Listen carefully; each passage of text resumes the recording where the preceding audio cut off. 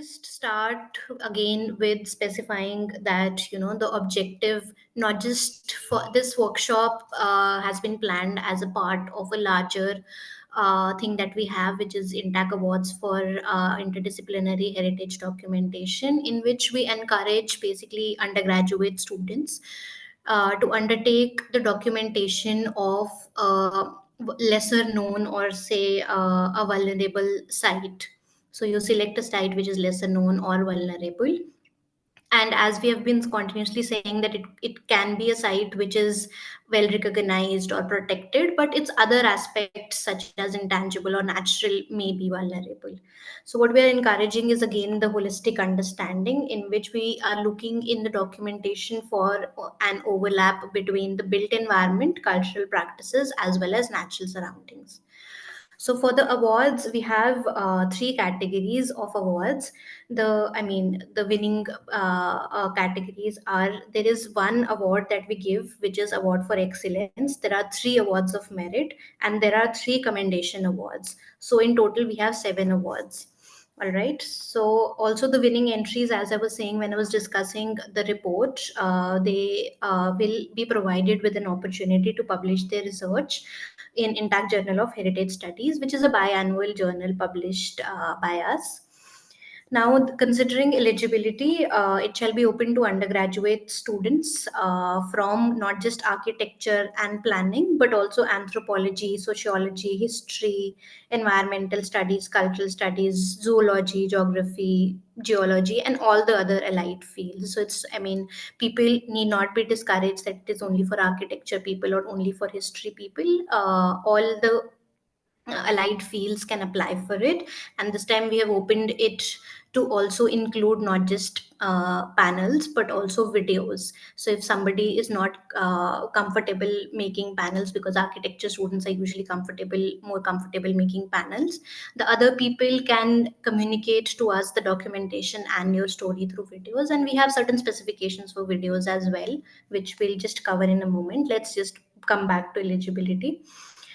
So the student would basically mean a bona fide student from any recognized college or university that runs a full 3 to 5 year degree. So degree students are allowed, undergraduate degree, or we also opened it for diploma students, but the diploma program should be equivalent to a degree. So your university must have a diploma that is considered equivalent to a degree. So the documentation exercise can be done either individually or in the last session yesterday we had a question that if it can be done in a group. Yes, it can be done in a group, but the group size should not increase 20 people. So the maximum group size that we have is only for 20 people. So either you could do it individually or in a group, from which can range from 2 to 20 people. All right. And the documentation study should not have been conducted more than 12 months before the last date of submission. So our last date of submission, for example, is 5th July. So we are hoping that the documentation would take place within this time period. It should not be older than, the documentation process should not have been done previously, right? Then each documentation entry and project should be submitted by students with due consent from the head of the department or head of institute. And this was the question yesterday, that if we would need any document from the university. Yes, we have in our guidelines on our website, we have an annexure that needs to be signed by your institute, so that we can see that it is a valid entry. Then we also have some important dates. We'll soon be launching the submission portal, which is an important date to consider.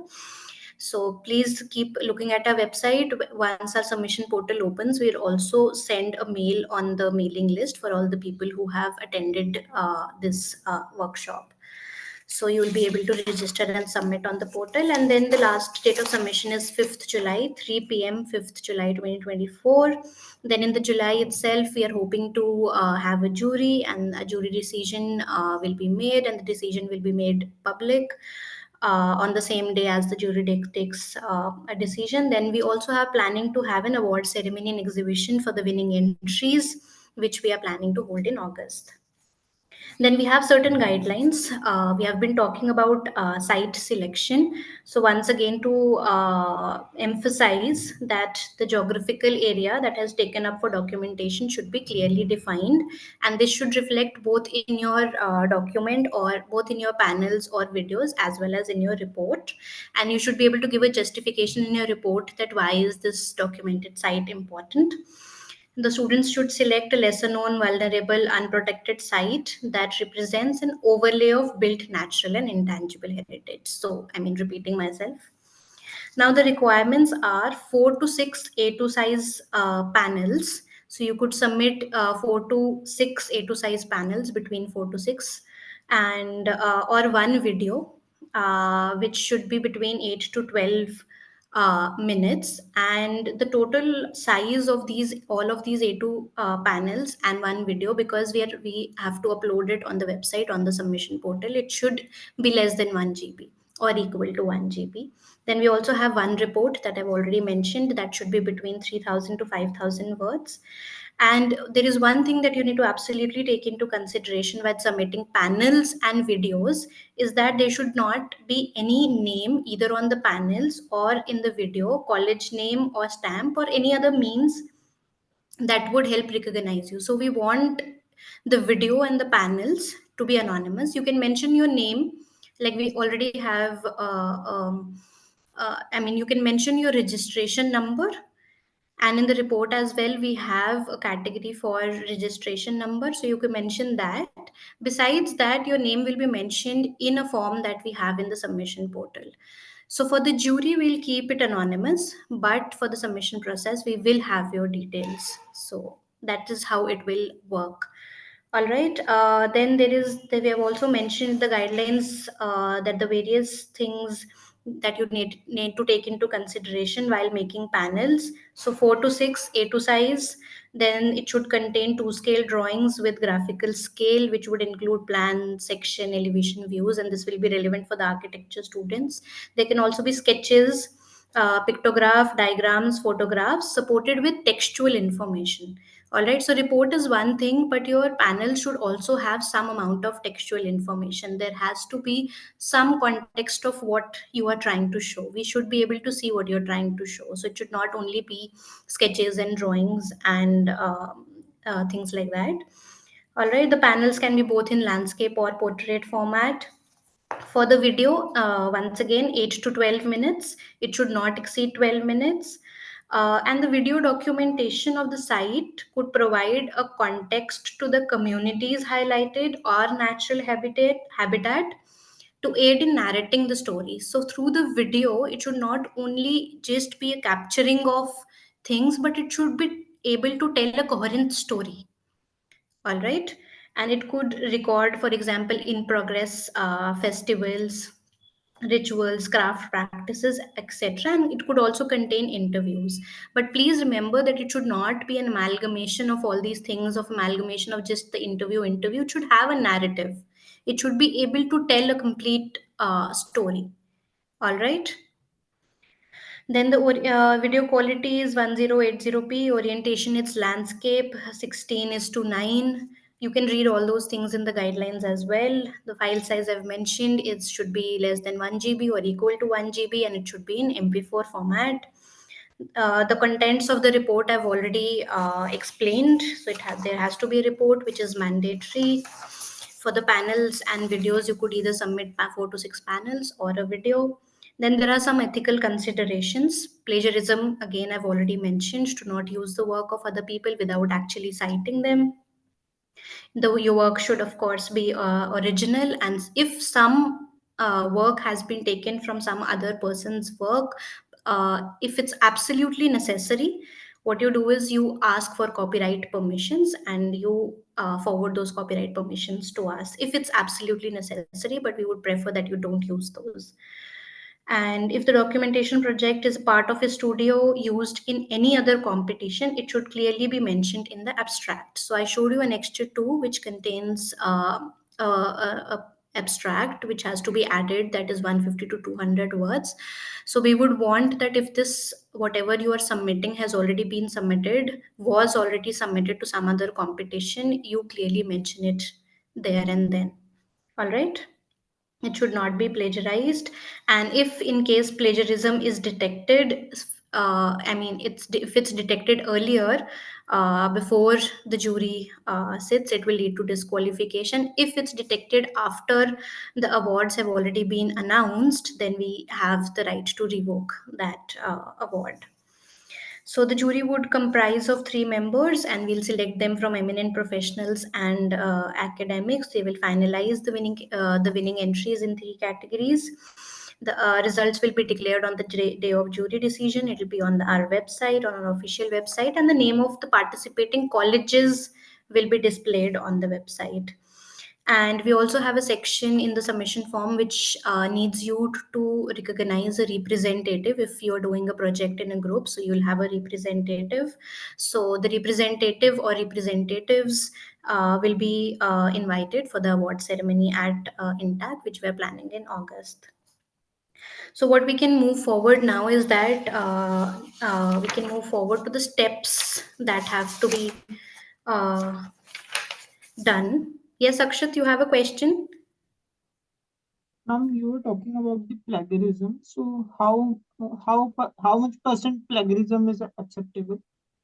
15% in the report is acceptable. Okay. All right, 15%. It's mentioned in the guidelines as well. 15% is because sometimes the software does take references and everything into consideration. So 15% is your limit. All right, what we can now discuss is the steps to register. I mean, once we open the submission portal. Yes, Akshat, do you have another question? No. Yeah, what we can now discuss is the steps to first register yourself and the process of submission, how it will go forward. So, what I can do is I can show you how it's done. So, just give me a minute. I'm going to share my entire screen and go. So, I mean, will somebody tell me if they can see the registration page? Yes, it's visible. Yeah. So once we launch this portal, the first step that you will have to do is to register yourself. All right. So for the you click on register, and this is what will open. So you add your first name to this, last name to this, email ID, name of college, name of department, and then you set a password and confirm password. So also to remember this password, then you add the captcha and then you click on register. Now as soon as you click on register, you'll receive a mail. All right, this is what the mail would look like. Can you see it? Can you see my mail? Registration, Riya Gupta. Yes. I just want to make sure if, I mean, Zoom share screen is Yes. working properly. Yes. So this is the mail that you would receive once you register. So for example, and the portal automatically, as I was saying in the report as well, will give you a registration code, which will be your unique ID. So when you submit us your report, and in the first page, the template that we have given you, there is a registration code. This is the code that you have to put. So this will be unique to each entry. And then there is the password that you have set. All right. Then there will be an option to log in. There'll be two options, register and login. So first you register and then you log in. So the login page will look like this. So I've put in my registration code, which is this HA 2024-013, and then I've put in my password, and then I click on login. All right. What happened? Why is it not logging in? Just give me a second.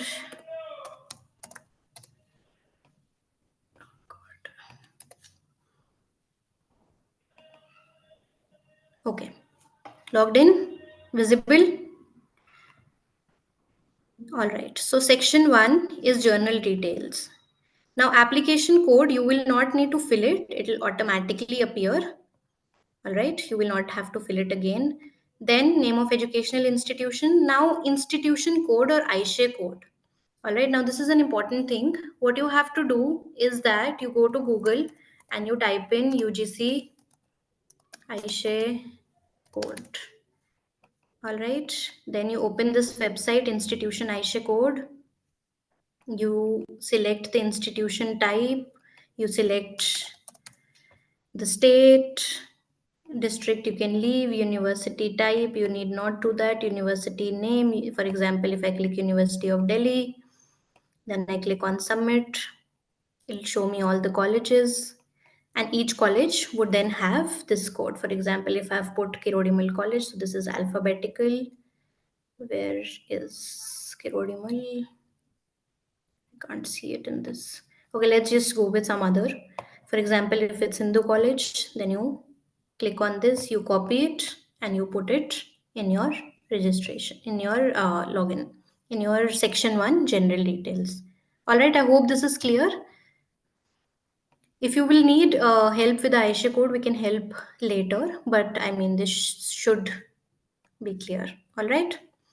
Then, sorry, here we were. Then city, state, easy, name of students. If you are in a group of, say, 10, you add all 10 names. All right, here, complete institutional address, which college are you from, registering from, institute's contact number, name of head of institute or head of department. Now, in this, you need to provide us your HOD's name and contact information. If you do not have an HOD, then you can go ahead with the head of institute, say, for example, the principal of your college or something like that, or the dean, whatever works. Then their contact information. Now, you need to have a student representative. You name your student representative here. You add the contact details. Now there's also an option for faculty representative. It's not optional, you need to have a faculty representative as well.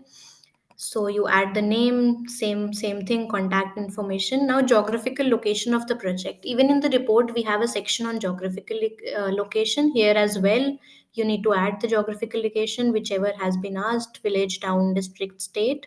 Then the brief abstract, keywords, and then the signature of student representative. So what you do is, here is that I've already uploaded it, but what you basically do is as simple as this. Okay, signature, then you open it and this will get uploaded. So the thing about this portal is that as long as you don't add all the details, it will not let you move to section 2. All right, but at the same time, once you have filled this, your progress will be saved. So if you have filled section 2, but not you are not ready to go to the next section, or you have not completed all the things that you need for uploading your submission, then you can just, I mean, fill the section 1 or section 2 and leave it there and re-log in, and your progress will be saved. So you won't have to fill the same form again and again. All right, so then you go on to the next section. The next section is students declaration form. And in this, what we have done is that instead of a form, we've just put check-in boxes. So we have 4 things here that, basically says that the project is your own. You have compiled with regulations and guidelines that we have mentioned on the website. You will accept in the jury decision in all its entirety. You will not be questioning the jury decision later. And then accept that INTACH Heritage Academy may use sheets and presentations, images, and videos submitted by you for archiving, publication, academic, and research purposes. So you basically, while the authorship remains to you, you give us rights to publish it and archive it. All right. So what you do is that you check all the 4 boxes and then you move on to the next section. Now here is where, when we were talking about the form that you would need from your institution, which has to be signed and stamped, here is where the form is. It's also, the form is also available on our website, where we have, this is, so you go to the website of heritage.intact.org, or Intact. If you Google Intact Heritage Academy, the website opens. You go to research, you go to Intact Awards, and this is what opens. So we have our guidelines, and you must have registered for the workshop here, or maybe not. So these are all our guidelines, and we have all our annexures here. So annexure 1 is the institute consent form, which is also available here. So by chance you have not downloaded it from the guidelines and you have reached here, so we have an option that you can download it from here. So if you click this, it will open, then you can download it, print it, get it signed, get it stamped, And then we have the option of uploading it here. So you click on this, you go to wherever you have saved it. For example, I've saved text in Exture, and then you upload it here. And then you move on to the next. Now here is where you have to upload your panels and your reports. Now upload panels 4 to 6, video only 1. So simple, you click on choose files, you upload your 6 panels, 4 to 6 panels, or 1 video. Now here again I'm going to repeat myself that the total size of all the panels, if you have 6 panels, so the size of the folder should be less than 1 GB. If it's not less than 1 GB or equal to 1 GB, the portal will not allow you to upload it here. All right, and the video MP4 format, and it should again be equal to 1 GB or less than 1 GB, but the minutes are from 8 to 12. Then upload report. Now here we have two things. One, you have to upload your report in PDF here, and the second is you have to upload your report in a Word file, which is doc or docs here. So here you upload it in PDF. Okay, here you upload it in Word. All right, is this clear? Yes, then you move on to the next. Now, last is the submit button. So, once you are satisfied with what you have uploaded, you can click on submit. All right. So, these are the basic steps, and these steps are also mentioned here on our website. There is a checklist and there is all these steps mentioned. So, what you do is you read it first, you read the steps, and you make sure that whatever is required, whatever PDFs, whatever panels, whatever videos are required, you collect them at one place, and then you go on with this submission. We also, all right, good enough. I think we've made it simple enough to upload. Now another thing is that how will you check if your submission is valid, or if your submission fulfills all the requirements. Now what we'll do is, once you have submitted, we'll receive your application at the back end, check it. We will especially check if your institutional form is stamped. I'm again and again repeating that the signature is not enough. It should be stamped either by your center or by central administration. It should have a college stamp or a department stamp. All right. It could also be the stamp of your HOD, which again will have a department name or the university name. All right. So that will be checked. Your panels will be checked. Your video will be checked. If you have provided all the correct information, all this will be checked. And there are 3 options that will show once you keep logging in again. I will explain the panels just in a bit. Wait. When you keep logging in, there are 3 options that will show: waiting approval, accepted, or rejected. So you keep checking that. If it's on waiting approval, it means that it has not been checked yet. If it's accepted, then it's accepted. If it's rejected for some reason, it will show rejected, and the submission portal will open again for resubmission. So we have an option for that.